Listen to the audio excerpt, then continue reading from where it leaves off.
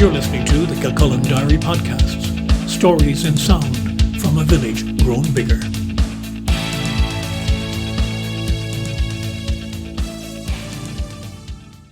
Hello, I'm Brian Byrne, and this is Kilcullen Diary.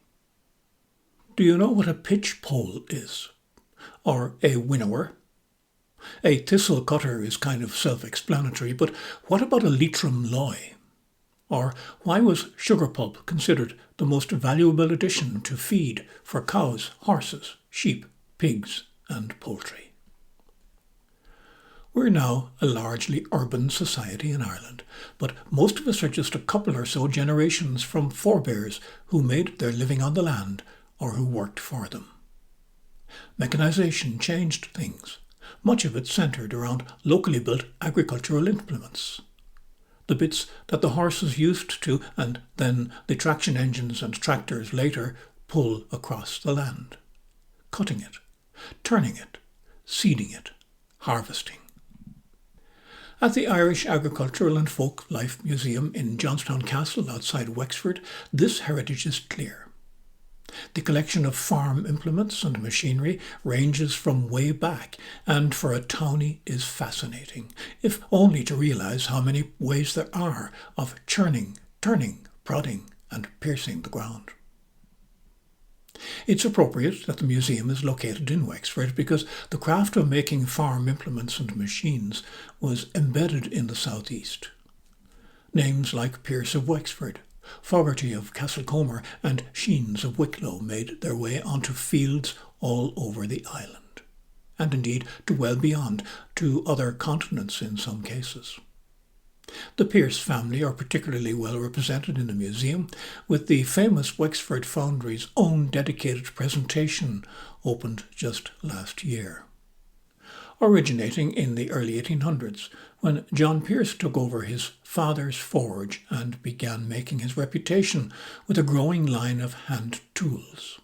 His descendants became wealthy as they developed and produced specialist farm machinery and bicycles that were favoured by Michael Collins, among others, as well as the ploughshares and harrows and harvesters and other things in the foreign language of agriculture. There's a really good collection of traps and carts and delivery wagons.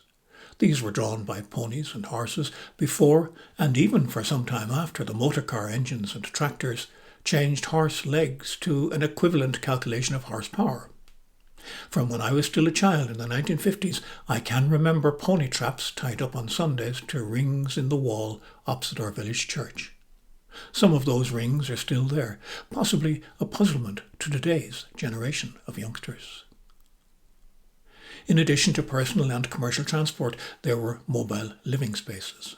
There's a quite beautiful barrel-top caravan in the collection, the last built by the renowned William O'Connor of New Ross in 1989, using traditional methods and materials. It's the main exhibit in a tiny but perfectly executed corner about the life and culture of our travellers, before they shifted to the van or SUV-towed modern caravan. The barrel top was equivalent maybe to the camper van of today, but for permanent living you'd have to wonder. But then, today, there's Nomadland. The exhibit sets at Johnstown Castle are much more than just about agricultural technology. They offer a map of social movement in Ireland. A famine museum section begins the journey through the harshest and most terrible endurances. For many of us, our great-grandparents would have come out of that time. A folk memory of the famine is embedded in all of us, but if you want to find some of the detail, it can be acquired in a nicely compact way in this exhibit. I can guarantee you will find surprises. There's a particular note about a forgotten Polish hero of the Irish famine, one Paul Strzelecki, who saved thousands of lives by the innovative and effective system of providing meals to children through the schools. How that same famine led to the introduction of strong Irish populations in the Americas and Australia is also detailed. And there's a recreation of the office of Dr. G.H. Petheridge OBE, a Cornwall-born scientist who established a field laboratory at Clifton in Mayo to study the potato blight that initiated the tragedy. His research results, published in the early 1900s on a range of potato diseases, have ever since been of great help to farmers.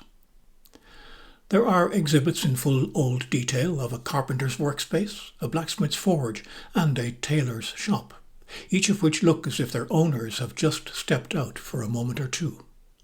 A dairy room with a range of equipment for processing milk and making related products will provide its own fascination for those whose closest experience to cheesemaking is a shelf in the nearest Tesco or Lidl. One advertising poster is for Centenary Butter from Ballyduff, Ireland's best, originated to commemorate the 100th anniversary of the 1798 rebellion. The rosy-cheeked woman in uniform, a tricolour waving behind her, was political butter branding and way ahead of Tony O'Reilly's simply commercial invention of Kerrygold.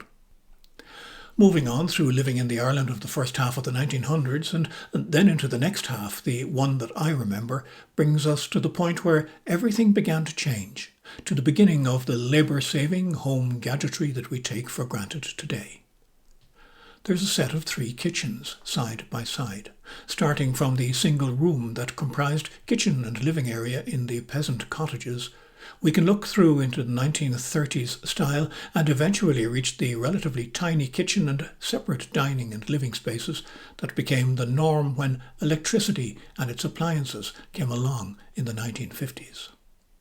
How that electricity changed our daily lives is visible in a display of radios, hairdryers, electric shavers, kettles, toasters and hoovers, and of course early electric washing machines.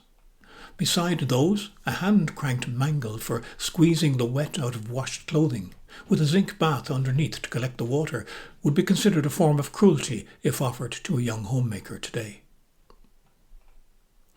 With close to half of our population living in Dublin City and much of the rest now very much in towns, we have really become quite detached from our rural roots.